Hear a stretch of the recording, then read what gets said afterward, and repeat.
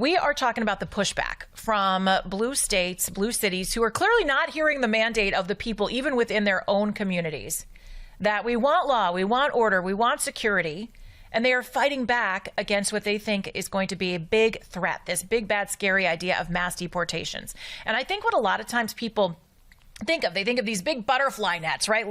Big, bad conservatives walking around and just rounding everybody up.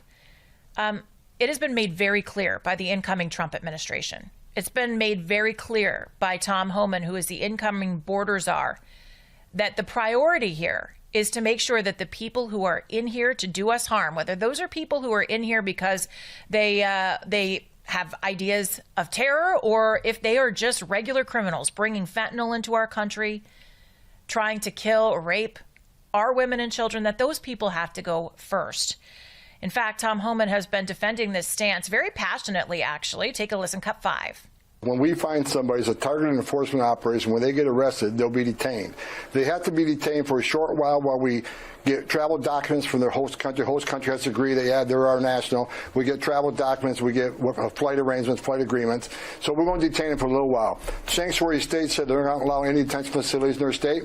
Fine. Then we'll arrest them. We'll fly them out of the state and detain them outside the state, again, away from their families and their attorneys. That's what you want. That's what you get. You're not going to stop us doing what we're going to do. So we'll move them to a state where we can detain them. There's plenty of sheriffs across this country who are willing to give us empty beds. They want the funding, and we can put them in a jail all across the country. We'll have no problem finding a place to detain these people. It's going to cost money, so we got to have the money to do it. But President Trump's going to do everything he can to make sure we have the funds to do this. So they will be arrested, detained, put in an airplane, and go home. We all say things that are out of... Would you rather spend the money on detaining and sending people back home who have been here and who have been convicted of crimes?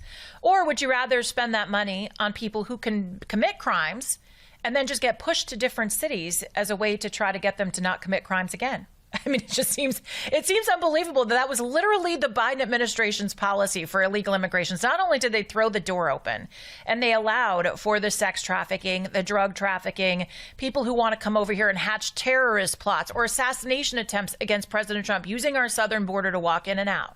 But then when they're here and then they're caught, instead of putting them in jail or sending them back home, we say, you know what, maybe you'll do better in Athens, Georgia. Not the best plan to keep our citizens safe.